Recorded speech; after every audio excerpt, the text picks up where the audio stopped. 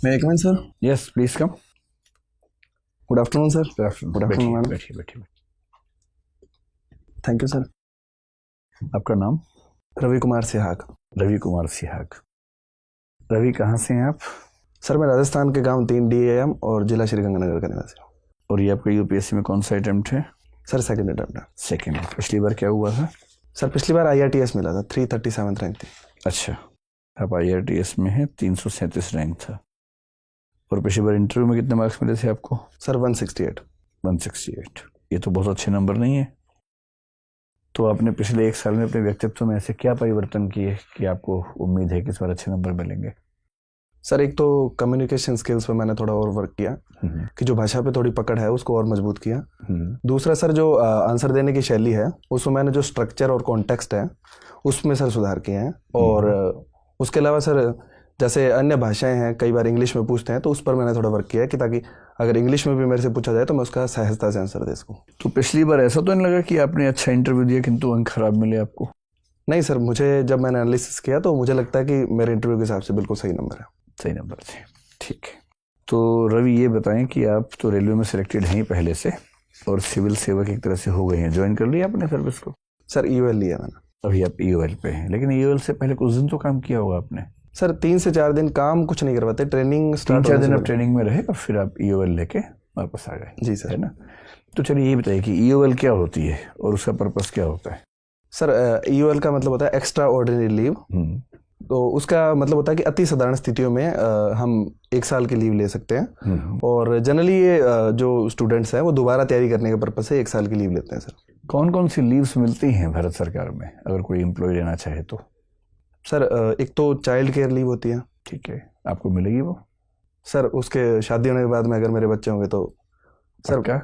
Sir मैं sure नहीं हूँ, शायद माताओं को मिलती है सर। ठीक है। और सर उसके अलावा सॉरी सर मुझे ज़्यादा पता नहीं है। CL, EL, paternity leave, maternity leave, इनमें से किसी का अंदाजा नहीं है अभी आपको? सर एग्जैक्ट आइडिया नहीं है कि कितने दिन की लीव मिलती है। अभी दरअसल आप सर्विस में गए नहीं इसलिए आपने बहुत ध्यान दिया नहीं। जी सर। अभी जो मिलनी थी उस पर ध्यान दिया सिर्फ। बिल्कुल सर। बाकी सब पे क्या ध्यान दें। मैंने भी आपका DEF 2 देखा और आप मेरी जानकारी में अब तक के पहले ऐसे उम्मीदवार है जिसे अपने होम स्टेट को प्रेफरेंस देने से मना किया है। जी सर।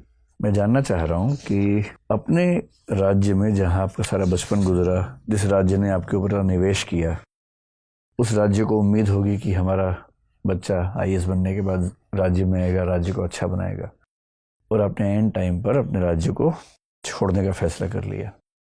क्या वजह है इस दुराव की वजह क्या है? सर जो ऑल इंडिया सर्विसेज हैं उनका नेचर है कि पूरे ऑल इंडिया में हम कहीं पर रहकर भी काम कर सकते हैं और भारत के एकात्मकता के लिए सर्विसेज हैं।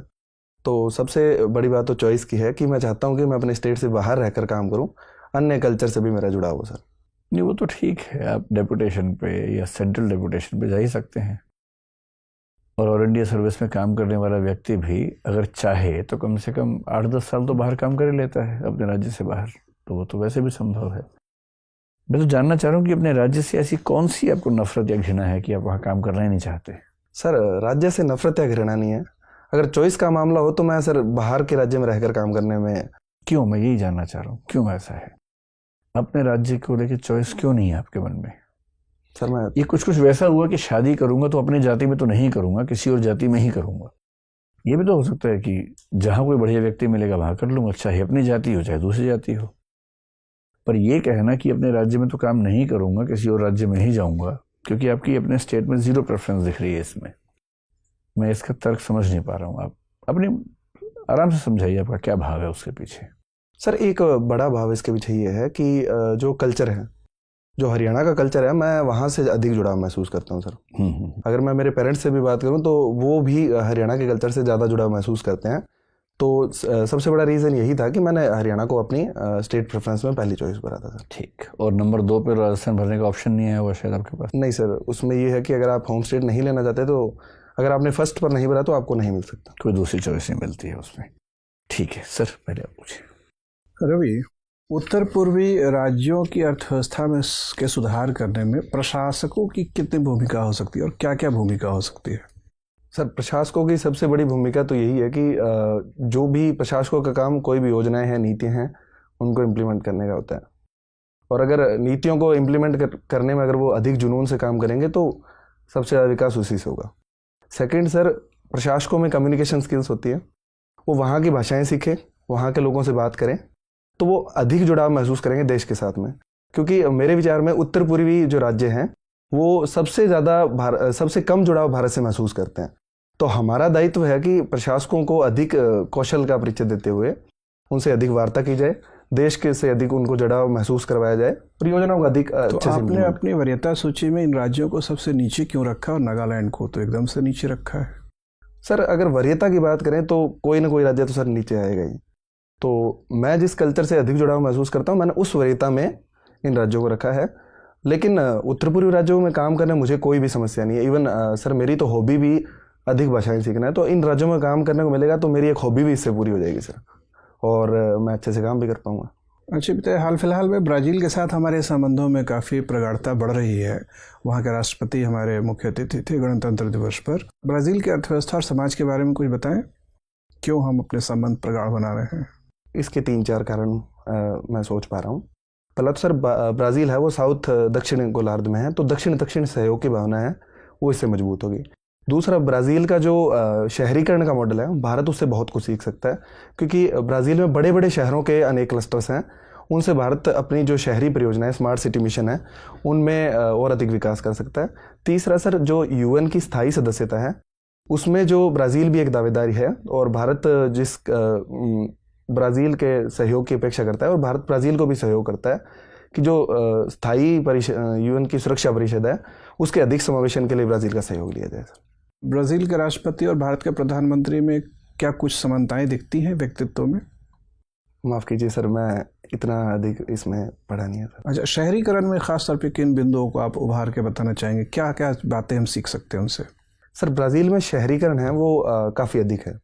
भारत भी स्मार्ट सिटी मिशन पे काम कर रहा है और अमृत जैसी योजनाओं पे काम कर रहा है। ब्राज़ील में शहर है वो बड़े बड़े शहरों के क्लस्टर्स हैं कि वहाँ पर जैसे बड़े शहर है वो एक ग्रोथ इंजन के रूप में काम करते हैं, तो इस मॉडल को भारत अपना सकता है।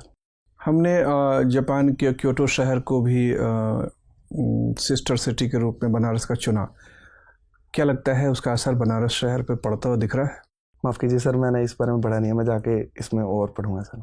अच्छा, भारत के मौद्रिक नीति के माध्यम से ब्याज दर को लगातार गिराया जा रहा है, इस भरोसे के साथ कि ब्याज दर कम होगा तो निवेश बढ़ेगा। क्या बता सकते हैं कि निवेश को प्रभावित करने वाले कौन से कारक होते हैं और उनमें से क्या ब्याज दर अकेला या सर्वप्रथम कारक है? सर जो निवेश को प्रभावित करने वाले कारक है उसमें ब्याज दर एक कारक है सर। सबसे बड़ा कारक मैं मानता हूँ सर नीतियों की निश्चितता को, क्योंकि पिछले साल की आर्थिक समीक्षा में भी यह बात कही गई थी कि जो नीतियों की निश्चितता है वो निवेश के लिए सबसे महत्वपूर्ण कारक है। दूसरा सर मैं मानता हूँ मार्केट को, कि अगर हमारा मार्केट अच्छा होगा तो निवेश की संभावनाएं बढ़ेगी। तीसरा मानता हूँ सर इंफ्रास्ट्रक्चर को, निवेश वहीं आकर्षित होगा जहाँ पर इंफ्रास्ट्रक्चर और ज़्यादा डेवलप्ड होगी, और उसमें सर ब्याज दरों का एक अच्छा मानना चाहूँगा, क्योंकि ब्याज दर अगर कम होगी तो ऋण कम दरों पे मिलेगा और अधिक निवेश कर सकेंगे। ठीक है, धन्यवाद। Ravi, yes sir. just you have mentioned that you are good in English. Then why you are not opted IFS as a first choice? Sir मेरा जो रुझान है वो भारत में रहकर काम करने की तरफ अधिक है, लेकिन अगर IFS मिलता है तो मुझे उसमें कोई समस्या नहीं है सर। तो और दूसरी बात यह है कि मैं कम्युनिकेशन स्किल्स जैसे मेरी हॉबी है, तो मैं भारतीय भाषाओं के प्रति अधिक मेरा झुकाव है सर। तो अगर भारत में रहकर काम करने को मिलेगा तो मेरी वरीयता सर पहली वो होगी। पंजाब हरियाणा इन दोनों की जो डायलेक्ट है इसमें डिफरेंस क्या है? राजस्थान से जिस क्षेत्र से आप आते हैं वहाँ से क्या डिफरेंस महसूस किया डायलेक्ट में जो वहाँ की लोकल है? सर जो अगर वर्णों के स्तर पर बात करें तो हरियाणवी ट वर्ग जो हिंदी का है वो प्रधान भाषा है, ट ठ ड ढ उनका ज़्यादा प्रयोग होता है, और हरियाणवी थोड़ी सी सर स्लो भाषा बोल सकते हैं पंजाबी के मुकाबले। पंजाबी थोड़ी तेज़ भाषा है अगर बोलते हैं तो। और उसके अलावा सर अगर बात करें तो पंजाबी में स का उच्चारण जैसे छ होता है, सड़क को छड़क बोलते हैं कई जगह, वैसे हरियाणा में सड़क को सड्डक बोलते हैं। तो इस तरीके से वर्णों में सर कुछ भिन्नताएं हैं, और अभी तो सर यही सोच पा रहा हूँ। एक विचार है कि जैसे जैसे हम वेस्ट से ईस्ट की ओर आते हैं, लैंग्वेज में जो उच्चारण है वो स्लो होते चले जाते हैं। क्या आपने ऐसा महसूस किया है कि इंडिया में? सर मैं ऐसा महसूस करता हूँ कि पूरी तरह से तो सही नहीं है ये, क्योंकि अगर पंजाबी से हरियाणवी की तरफ जाएं तो स्लो होता है, लेकिन हरियाणा से दिल्ली और थोड़ा यूपी की तरफ जाएं तो थोड़ा फास्ट होता है। उसके बाद में मैथिली की तरफ अगर हम जाते हैं, बिहार की लैंग्वेज की तरफ, तो थोड़ी स्लो और मधुर भाषाएं हैं। तो पूरी तरह से सही नहीं है, लेकिन अगर हम कुछ अपवादों को छोड़ दें तो इसे सही मान सकते हैं। ठीक है। ट्रम्प साहब विजिट किए, बहुत कुछ पाया हमने, क्या और उम्मीदें थी जो नहीं मिल पाई? सर एक तो ये स्टेटमेंट पाकिस्तान के खिलाफ उन्होंने, अगर जैसे उन्होंने कहा कि पाकिस्तान हमसे हमारे अच्छे रिश्ते हैं, तो हम उन पर दबाव नहीं बना सकते। पहली बात तो ये है कि हम किसी से ये निकलवा सकते कि आप किसी दूसरे देश की बुराई करें। तो उन्होंने फिर भी आतंकवाद पे हमारे अच्छा साथ दिया, उन्होंने आतंकवाद पर लड़ने के प्रति प्रतिबद्धता दिखाई है। दूसरा सर, व्यापार समझौते को लेकर कुछ और आगे बढ़ा जा सकता था, कुछ और बयान जारी किए जा सकते थे। वो मुझे कम लगता है कि कुछ अधिक खास इसमें देखने को नहीं मिला सर। लास्ट क्वेश्चन, क्रीमिया का रूस के लिए क्या महत्व है? सॉरी सर, मैं जाके इस पे पढ़ूंगा, अभी रिकॉल नहीं कर पा रहा सर इसमें। Thank you. रवि, यस। आप गंगानगर से आते हैं, गंग नहर के बारे में कुछ बताएंगे? Yes madam. गंग नहर का निर्माण मैडम महाराजा गंगा सिंह के समय पे कुछ इंजीनियर्स के द्वारा उन्होंने भेजकर इस नहर की स्थापना करवाई थी, और ये मुख्यतः पंजाब, हरियाणा और राजस्थान के उत्तरी भाग में सिंचाई की सुविधा उपलब्ध है। इसकी जब स्थापना हो रही थी तो एक ट्राइपर्टाइट एग्रीमेंट हुआ था, 3 लोगों के बीच एक एग्रीमेंट हुआ था। बता सकते हैं कौन 3 लोग थे? उसके बाद ही ये नहर खुल पाई थी। Sorry madam. अच्छा, इसमें हाल ही में प्रदूषण की बहुत मात्रा पाई जा रही है, जिसकी वजह से वहाँ के लोग बहुत परेशान हैं। तो इसके पीछे क्या कारण है? क्यों प्रदूषण इस तरह से है कि लोग 15-15 दिन तक पानी नहीं काम में ले रहे हैं? मैम, इसका प्रदूषण का सबसे बड़ा वजह जो इंडस्ट्री का वेस्ट है वो सीधे नहरों में बहाया जा रहा है। पंजाब ये में कहाँ से आ रहा है? मैम, पंजाब में कुछ इंडस्ट्रीज़ है और कुछ राजस्थान की इंडस्ट्रीज़ है। वो उनका एफ्लुएंट है, वो बिना ट्रीट किए सीधा नहरों में डाला जा रहा है। सबसे बड़ी वजह यही है प्रदूषण की। तो इसके बारे में पंजाब की सरकार कुछ कदम उठा रही है? क्योंकि ये तो काफ़ी विचारणीय दिक्कत हो गई है वहाँ के लिए, लोगों के लिए। कैंसर के केसेस आ रहे हैं हर दिन। जी मैडम, पंजाब सरकार ने इस पर संज्ञान लेते हुए इंडस्ट्रीज़ पे कुछ कार्रवाई के निर्देश दिए हैं। उनको कुछ जैसे सीवरेज ट्रीटमेंट प्लांट ये सभी स्थापित करने का निर्देश दिया है, और कुछ गाइडलाइंस भी जारी की है, और कुछ समय सीमा भी दी है ताकि वो इस पर काम करें। अच्छा, ठीक है। भारत सरकार BS6 लेके आने वाली है, अप्रैल में ये लागू हो जाएगा, लेकिन इस पे एक सेस लगाने की बात की जा रही है BS6 फ्यूल्स पे। दूसरी तरफ जब हम बात करते हैं इलेक्ट्रिकल व्हीकल्स की, तो एनवायरनमेंट को ध्यान में रखते हुए सरकार वहाँ पे इंसेंटिव्स दे रही है, जो लोग खरीदेंगे उनको छूट दे रही है। तो BS6 भी एनवायरनमेंट के लिए आ रहा है, इलेक्ट्रिक व्हीकल्स भी एनवायरनमेंट के लिए आ रहे हैं। तो ये 2 तरीके की रणनीति क्यों अपनाई है सरकार? एक तरफ सेस लग रहा है और दूसरी तरफ इंसेंटिव मिल रहे हैं। मैडम, ये मुख्यतः रणनीति इस बात पे है कि अभी जो इलेक्ट्रिक व्हीकल्स का जो उद्योग है वो भी शैशव अवस्था में है। उसके लिए हमने बहुत सारी स्कीम्स भी चला रखी है, और भारत जहाँ पर INDC को पूरा करने के लिए भारत के लक्ष्य हैं, उसमें इलेक्ट्रिक व्हीकल्स को बढ़ावा देना एक अच्छा क्रांतिकारी कदम है। लेकिन अगर BS6 जो फ्यूल हैं वो भी इसी दिशा में काम करने का है, तो दिशाओं में भिन्नता नहीं है। भिन्नता इसी बात में है कि हम पेट्रोल के जो खाद्य जो जीवाश्म तेल आधारित जो ईंधन पर वाहन चलते हैं उनको हतोत्साहित करें और इलेक्ट्रिक व्हीकल्स को प्रोत्साहित करें। तो अगर इस पे सेस लगेगा तो लोग तो चाहेंगे BS4 पे ही लगे रहें। क्यों BS6 पे ज़्यादा पैसे दे के हम एक ज़्यादा जो क्लीनर फ्यूल है हम उस पर पैसे ज़्यादा दे के वो डलवाएं? होने तो पर्यावरण को नुकसान, लोगों को तो अपनी जेब पहले प्यारी होती है। मैडम, लोगों को ये भी समझाने की ज़रूरत है कि अगर उनकी BS6 गाड़ियाँ हैं, उनमें अगर BS4 का अगर हम पेट्रोल या डीजल डलवाएंगे तो उनकी गाड़ियों पे अल्टीमेटली नुकसान होगा और फिर उनकी सर्विसिंग कॉस्ट भी बढ़ जाएगी। ठीक है, मेरा आपसे आखिरी सवाल। आपने लिखा है कि आप टेरेस एंड किचन गार्डनिंग में इंटरेस्ट रखते हैं। जी मैडम। तो पहला सवाल कि टेरेस गार्डनिंग गंगानगर में कैसे, और दूसरा टेरेस गार्डनिंग और टेरेस फार्मिंग में क्या फ़र्क होता है? मैडम मैं घर पे जो कृषि करता था वो घर पे ज़मीन पे करते थे, घर के अंदर जो छोटी भूमि होती है उस पर करते थे। बिल्कुल। तो उसके लिए किचन गार्डनिंग शब्द है, लेकिन पिछले कुछ समय से मैं दिल्ली रह रहा हूँ, तो उसी इंटरेस्ट को मैंने आगे बढ़ाते हुए यहाँ पर जगह की कमी है तो मैंने छत पे कुछ सब्जियाँ वगैरह उगाने का फैसला लिया, तो इसलिए मैंने टेरेस गार्डनिंग का लिखा है। किस तरह का स्ट्रेटम आप यूज़ करते हैं जब टेरेस गार्डनिंग की जाती है, क्या लेयर बिछाई जाती है वहाँ पे? मैडम जनरली मैं कुछ मिट्टी जो मैंने पास में एक नर्सरी है जहाँ पे मैं रहता हूँ वहाँ से मैंने कलेक्ट की। कुछ विशेष तरह की मिट्टी होती है, कुछ नाम होता है, कुछ विशेष खाद होती है इसके लिए? जी मैडम, एक वहाँ से मैंने नॉर्मल मिट्टी उठाई, उसके साथ में मैम कोकोपीट होता है उसको मैंने कुछ मिक्स किया उसके साथ में। कोकोपीट किस चीज़ का बना होता है? मैम जो नारियल का भूसा होता है उसका बना होता है। और टेरेस फार्मिंग से ये कैसे अलग होता है? टेरेस फार्मिंग जो व्यापक स्तर पर की जाती है उसे टेरेस फार्मिंग कहते हैं, और टेरेस गार्डनिंग जो छोटे बस ये स्तर पर फर्क होता है? सॉरी मैडम, टोपोग्राफी का कुछ फर्क? सॉरी मैडम, मुझे इसके बारे में आइडिया नहीं। चलिए, thank you. Ravi, yes sir. Bharat की अगर यात्रा की जाए तो सबसे दक्षिण में जाके हम कहाँ रुकेंगे, किस जगह पर? भारत का सबसे दक्षिण का पॉइंट क्या है? माफ़ कीजिए सर, एग्जैक्ट नाम मैं याद नहीं कर पा रहा हूँ। कौन से राज्य में है? अंडमान निकोबार में है सर। अंडमान निकोबार में है, ठीक है। अच्छा, आप भारत के पूर्वी तटों को पकड़कर चलिए नीचे की तरफ, जी सर, और पश्चिमी तट को चलिए। कौन सा तट आपको ज़्यादा डेवलप्ड नज़र आता है? शहरीकरण, औद्योगिकरण, नगरीकरण के सेंस में भारत का पूर्वी तट ज़्यादा विकसित नज़र आता है या पश्चिमी तट आपको? सर वैसे तो दोनों ही डेवलप्ड हैं क्योंकि बड़े बड़े शहर है वो दोनों पर है, लेकिन मैं पश्चिमी तट को अधिक विकसित मानता हूँ। क्या उड़ीसा का तट उतना ही विकसित है जितना महाराष्ट्र का? नहीं सर। तो फिर कैसे आप कह सकते हैं कि दोनों ही तट विकसित हैं? तो क्या कारण है कि पश्चिमी तट ज़्यादा विकसित है हमारे बजाय के पूर्वी तट के? चाहे गुजरात का तट हो, महाराष्ट्र का तट हो, कर्नाटक के तट हो, ये ज़्यादा डेवलप्ड तो हैं ही, ऐसा क्यों? सर एक कारण तो ये हो सकता है कि हमारा जो एंशिएंट में व्यापार चलता था वो पश्चिमी तटों से अधिक चलता था, क्योंकि हमारा व्यापार रोमन्स और अफ्रीका के तटों से इनसे होता था। ठीक है, तो एक रीज़न तो ये हो सकता है। ठीक है। दूसरा सर, जो औपनिवेशिक काल में अंग्रेजों ने भी जो पश्चिमी तट है उनको सबसे पहले डेवलप किया, तो एक ये बड़ा रीज़न हो सकता है।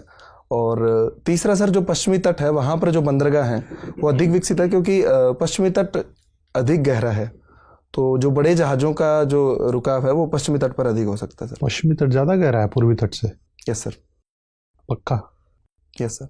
अच्छा, ये बताइए कि जैसे बंदरगाह या पोर्ट की बात कर रहे हैं आप, एक पोर्ट को भी प्राइवेटाइज किया गया है भारत सरकार के द्वारा, मेजर पोर्ट को प्राइवेटाइज किया गया है। Sorry sir. अच्छा, उसके बारे में आपको नहीं। जानकारी नहीं है, ठीक है। आईएनडीसी का नाम आपने सुना ही होगा। जी सर। है ना?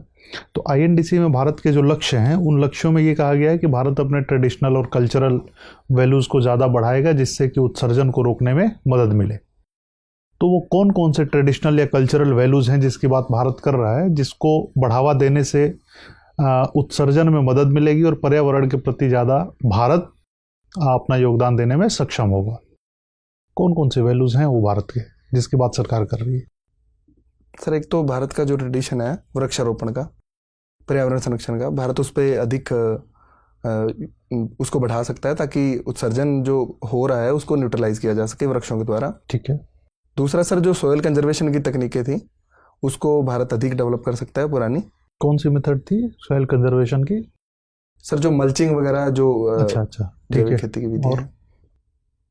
सॉरी सर, अभी नहीं सोच रहा। वृक्षारोपण को अक्सर लोग समस्या के समाधान के रूप में देखते हैं, लेकिन मुझे ये समझ में नहीं आता कि जैसे जैसे जनसंख्या बढ़ रही है, ज़मीन पर दबाव बढ़ता चला जा रहा है, ज़मीन की डिमांड बढ़ती जा रही है, तो पेड़ लगाएंगे कहाँ? तो ये हाइपोथेटिकल सोल्यूशन नहीं लगता आपको? वृक्षाकरण, वृक्षारोपण हर कोई बता देता है, जैसे दिल्ली में रिपोर्ट बता रही है कि दिल्ली में ज़मीन ही नहीं है पेड़ लगाने के लिए। सर ये एक जुनून की बात है। तो वास्तविक किसका सोल्यूशन क्या हो सकता है? वृक्षारोपण तो है नहीं फिर। सर वास्तविक सॉल्यूशन सर इनको लोगों को जागरूक करना वृक्षारोपण के लिए।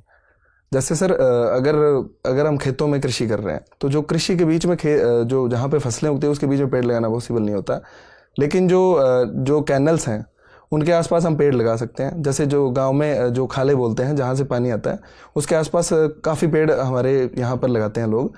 शहरों में जो अर्बन पार्किंग है, जो पार्क हैं, उसमें बहुत सारे पेड़ लगाए जा सकते हैं। तो सर एक जुनून और अवेयरनेस की बात है। मुझे नहीं लगता कि लैंड की कमी पेड़ों को न लगाने का बहाना हो। अच्छा, लैंड की कमी नहीं है भारत में? जैसे घर भी बनाना है, इंफ्रास्ट्रक्चर भी डेवलप करना है, लैंड की कमी नहीं है? आपको नहीं लगता? सर लैंड की कमी बिल्कुल है इसमें। जैसे एग्रीकल्चर काफ़ी सारे एरिया में उगाई जाती है, लेकिन जो सिंगापुर मॉडल है या चाइना मॉडल है उसके द्वारा सर रूफटॉप पे हम पेड़ उगा सकते हैं। अच्छा, जैसे इलेक्ट्रिकल वाहन की बात कर रहे थे, तो इलेक्ट्रिकल वाहन के आने से आपको क्या लगता है, प्रदूषण कम हो जाएगा, प्रदूषण शिफ्ट हो जाएगा? सर प्रदूषण कम भी होगा, लेकिन जो बिजली बनाते हैं उसके जो बिजली बनाते हैं हम उसकी विधियों में हम सुधार कर लेंगे तो प्रदूषण अल्टीमेटली कम ही होगा सर। कैसे? सर जैसे अभी जीवाश्म ईंधन पर जैसे कोयले से बिजली बनती है, अगर हम इलेक्ट्रिक व्हीकल्स के साथ साथ में कोयले के बजाय रिन्यूएबल सोर्स को अधिक बढ़ावा देंगे तो प्रदूषण कम होगा सर। ठीक है रवि सर। रवि, ये बताओ कि आजकल नेशनलिज्म को लेके बहुत डिबेट चल रही हैं, स्पेशली CAA, NRC, NPR, इन सब चीज़ों को लेकर। तो कुछ लोग मानते हैं कि CAA का विरोध करना देशद्रोह है और कुछ कह रहे हैं उसका समर्थन करना पक्का राष्ट्रभक्त होना है। इस पूरी डिबेट में आपका स्टैंड क्या है? सर मेरा स्टैंड ये है कि ना तो CAA का विरोध करना देशद्रोह है, ना ही CAA का समर्थन करना हम ये मानते हैं कि हम पूरे राष्ट्रवादी हैं। तो कल्पना कीजिए कि आपके पास 50 लोग आए जो CAA से घबराए हुए हैं और 50 दूसरे लोग आए जो उसके पक्ष में हैं और वो कह रहे हैं कि अगर ये नहीं लागू हो पाया तो देश में जल्दी ही दूसरा पाकिस्तान बन जाएगा। आपको दोनों समुदायों को समझाना है, तो बारी बारी एक एक मिनट बोल के बताइए कि आप इस समुदाय से क्या कहेंगे और उससे क्या कहेंगे। सर अगर पहले आपके पास एक मुस्लिम समुदाय के 50 लोग आए हैं जो डरे हुए हैं, उनसे आप क्या कहेंगे? सर उनसे मैं 3-4 बातें कहूँगा कि पहला तो ये एक मानवीय कदम है जो भारत की संस्कृति रही है, जिसमें मुस्लिम समाज भी हमारी जो गंगा जमनी तहजीब है उसका एक आवश्यक अंग है। उनसे मैं ये कहूँगा कि पहले तो ये किसी भी नागरिक की नागरिकता नहीं छीन रहा है, किसी भी भारत के नागरिक पर कोई भी प्रभाव इससे नहीं पड़ेगा। दूसरा मैं ये बताऊंगा कि एक मानवीय कदम के तहत, जैसा कि इस्लाम में भी मोहम्मद साहब ने कहा है कि जो भी उत्पीड़ित हैं उन्हें शरण दी जानी चाहिए, तो मैं इस कुरान का एग्जाम्पल देते हुए उन्हें समझाऊंगा कि ये कुरान से बिल्कुल सामंजस्य खाता है और अगर धर्म ग्रंथों का इस्तेमाल करूंगा तो सर डेफिनेटली लोगों पर उसका प्रभाव ज़्यादा पड़ेगा। ठीक है। और अगर हिंदू समाज या जो भी दूसरा समाज आ गया, जी सर, अगर जो CAA के पक्ष वाला समाज है तो सर उसको मैं ये समझाऊंगा कि आप अगर इसका पक्ष में हैं तो आप इसको अधिक इसका दिखावा नहीं करना चाहिए, खास करके क्योंकि सर मेजोरिटी का ये दायित्व होता है कि वो माइनॉरिटी को अनसेफ फील नहीं करवाए, तो वो ऐसा कोई भी कदम उठाने से बचे जिससे दूसरों को असंतोष उभरता हो, तो मैं उनको इस तरीके से समझाऊंगा सर। ठीक है। सुप्रीम कोर्ट ने पिछले 1 से 1.5 साल में जो जजमेंट्स दिए, उन जजमेंट्स को देख के ऐसा लगता है कि कहीं कहीं वो सुपर प्रोग्रेसिव मूड में है।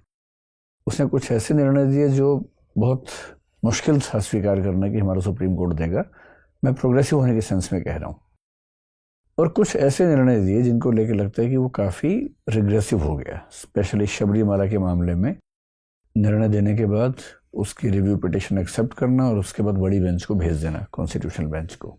तो मुझे 2-3 ऐसे फैसले बताइए जो प्रोग्रेसिव हैं, 2-3 ऐसे बताइए जो प्रोग्रेसिव नहीं हैं, और इस पूरे सिचुएशन में सुप्रीम कोर्ट का मूल्यांकन आपकी राय में क्या है? सर एक तो जो महिलाओं को स्थायी कमीशन देने का फैसला है, ठीक है, इसे मैं प्रोग्रेसिव मानता हूँ सर। दूसरा फैसला सर जो 3 तलाक पर सुप्रीम कोर्ट का फैसला था, ठीक है, उसे मैं प्रोग्रेसिव मानता हूँ सर। और एक हालिया जो चुनाव में अपराधीकरण होता है, राजनीतिक अपराधीकरण, उसको रोकने के लिए हालिया फैसला, उसको मैं प्रोग्रेसिव मानता हूँ सर। और 377 जैसे? जी सर, समलैंगिकों को 377 को हटाना ये एक प्रोग्रेसिव कदम है सर। अब बताइए दूसरे वाले जो रिग्रेसिव हैं आपकी राय में। सॉरी सर, अभी शबरीमाला मामले में क्या चाहते हैं आप? सुप्रीम कोर्ट क्या फैसला दे? क्या वो जनता के दबाव में आके ऐसा फैसला दे जो खा पंचायत जैसा फैसला हो, या उसे अपने फैसले पर टिकना चाहिए जो उसने पहले दिया है? सर मेरे विचार में उसे अपने फैसले पर टिकना चाहिए, जो कि एक प्रोग्रेसिव फैसला था, चाहे खून खराबा हो जाए। सर खून खराबा, लेकिन हमारे पास लॉ एंड ऑर्डर के लिए पुलिस है, प्रशासन है, तो कोई भी समाज सुधार होता है तो सर एक तीखी प्रतिक्रिया तो होती है, चाहे राजा राममोहन राय के समय में हुई हो चाहे आज के समय में हो, लेकिन इस तीखी प्रतिक्रिया को एक बार लॉ एंड ऑर्डर से हम शांत कर सकते हैं। लेकिन अगर एक मौका मिला है समाज में प्रोग्रेसिव को स्टेप लेने का, तो सुप्रीम कोर्ट को सर उसी फैसले पर टिका रहना चाहिए। चलिए, मेरा आखिरी सवाल बस शुरू हो रहा है। आप ये मुझे बताएं कि आपकी राय में कोई अच्छा दोस्त जो होता है, अच्छा फ्रेंड, उसमें कौन कौन से उसकी कैरेक्टरिस्टिक्स होती हैं कि अच्छा दोस्त है तो उसमें ये बातें होनी चाहिए? सर पहली बात तो कि वो हमारी जब जब हमारा एवोल्यूशन करे, या मेरा कोई दोस्त होगा अगर वो मेरा एवोल्यूशन करे तो वो ईमानदारी से करे। लेकिन अगर ऐसी स्थिति है जहाँ पर मैं थोड़ा डीमोटिवेट फील कर रहा हूँ तो उसमें थोड़ा प्रोत्साहित करे, उसमें थोड़ा बहुत अगर वो अतिशोक्ति भी कर रहा है क्योंकि उस समय अगर मुझे ज़रूरत है तो वो करना चाहिए। दूसरा सर, एक मददगार दोस्त होना चाहिए जो हमारे काम आए, जो जब भी हमें ज़रूरत हो तो अगर उसके लिए पॉसिबल है तो वो हमारी मदद करें। और तीसरा सर कि वो सामंजस्य बिठाए, जो अगर मैं भी उस दोस्त की जगह हूं तो मैं उसकी कुछ आदतों में सामंजस्य बिठाऊंगा और वो भी कुछ सामंजस्य बिठाए। काफी है। अब बताइए कि अच्छे दोस्त और अच्छे स्पाउस में कौन कौन से गुण मैच करते हैं, कौन कौन से मैच नहीं करते। जैसे ऐसे कुछ गुण जो दोस्त में हो तो अच्छे हैं, स्पाउस में हो तो बुरे हैं, या ऐसे कि स्पाउस में हो तो अच्छे हैं, दोस्त में हो तो बुरे हैं। सर वो तो देखने का नज़रिया है कि कुछ मामले हम दोस्तों के गुण, लेकिन मुझे नहीं लगता कि सर इसमें कुछ डिफरेंस होगा, क्योंकि स्पाउस भी अगर एक अच्छी दोस्त हो तो उससे बेहतर कुछ नहीं हो सकता सर। ठीक है रवि, आपसे बात करके अच्छा लगा। हमारी तरफ से प्रश्न पूरे हुए। क्या आप कुछ पूछना चाहेंगे हमसे? नहीं सर, थैंक यू। ठीक है, धन्यवाद, जा सकते हैं। Thank you sir, thank you madam, have a nice day sir. Thank you.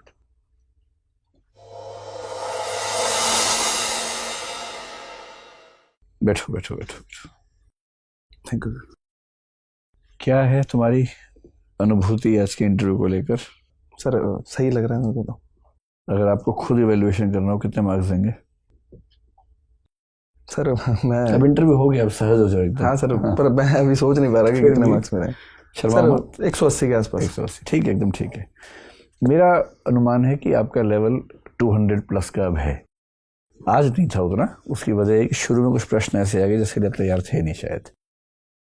मेरा अनुमान था कि आप तैयार होंगे उन प्रश्नों पर, लेकिन आप थे नहीं। अदरवाइज जो आपका लेवल है वो 200 मतलब 195 210 के बीच में कहीं ना कहीं।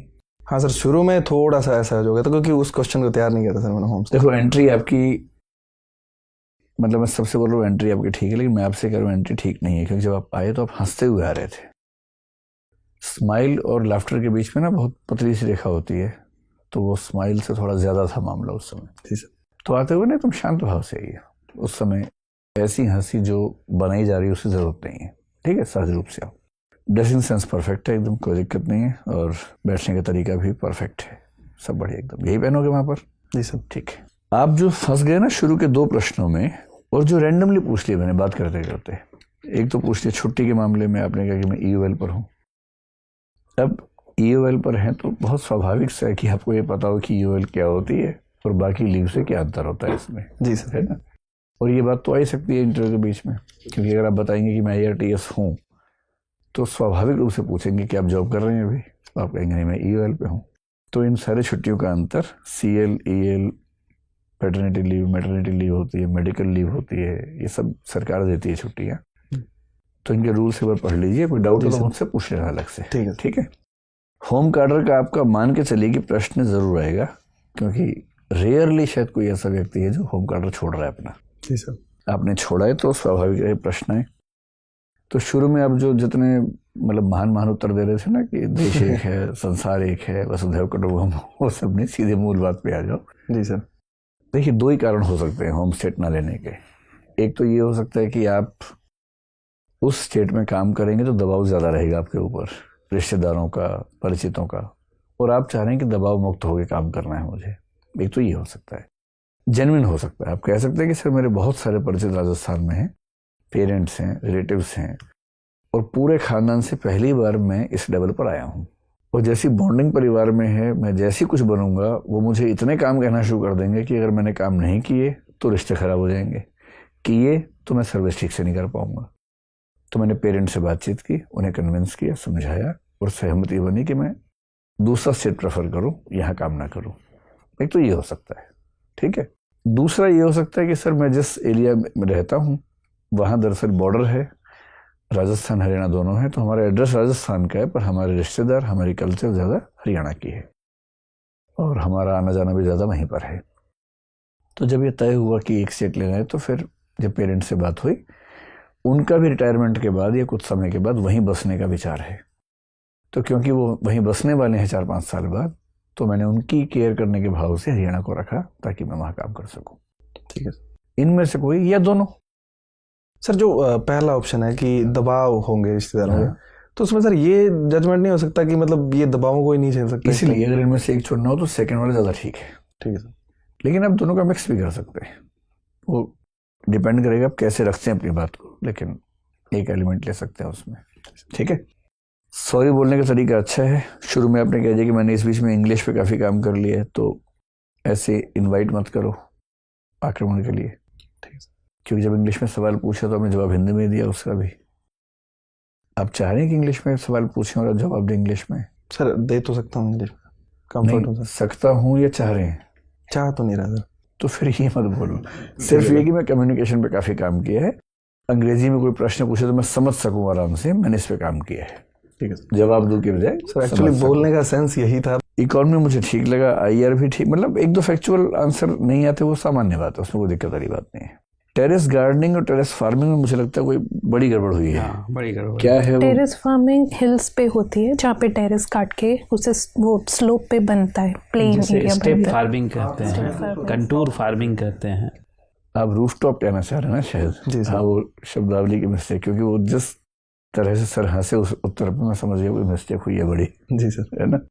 और मैंने आखिरी 3 सवाल पूछे आपके व्यूज जानने के लिए। CA पर आपका व्यू परफेक्ट है एकदम, सुप्रीम कोर्ट को लेके भी आपने बड़ा अच्छा दिया, शबरीमाला भी, और अंत में जो दोस्त स्पाउस वो सब बहुत बढ़िया जवाब दिया। तो मैं कन्विंस हूँ कि अगर बहुत फैक्चुअल नहीं चला इंटरव्यू तो आपका लेवल 200+ का है इस बार। अब ये संयोग की बात है, वहाँ कैसा चलेगा, लेकिन फैक्चुअल में भी बहुत चिंता वाली बात नजर नहीं आ रही है हमें। अब जो बहुत मतलब बेसिक फैक्ट्स हैं, होम कार्डर पे है, लीव्स पे है, वो सब पता होना चाहिए, टेरेस गार्डन में पता होना चाहिए। जी सर। बाकी तो ठीक है, संयोग की बात है, कब क्या पूछेंगे क्या नहीं पूछेंगे। जी सर। आतंकवाद बोलो तो अच्छा है, और अगर आदत आतंकवाद की हो ही गई है तो फिर चलने दो। आतंकवाद होता है सर, ट्राई ये करूँगा उस इलाके में ना, हम भी बचपन में ऐसे ही बोलते थे हरियाणा में, वहाँ सब आतंकवादी बोलते हैं वहाँ पर। नहीं सर, अभी तो मिरर प्रैक्टिस करके कर सकता हूँ हाँ, उसको। तो ये कर लो, क्योंकि ये शब्द 2-3 बार लगातार आया ना तो थोड़ा सा चुभ रहा था, बाकी तो उच्चारण आपका अच्छा है। तो मेरे ख्याल से चिंता वाली वजह नहीं है, इस बार बात बननी चाहिए।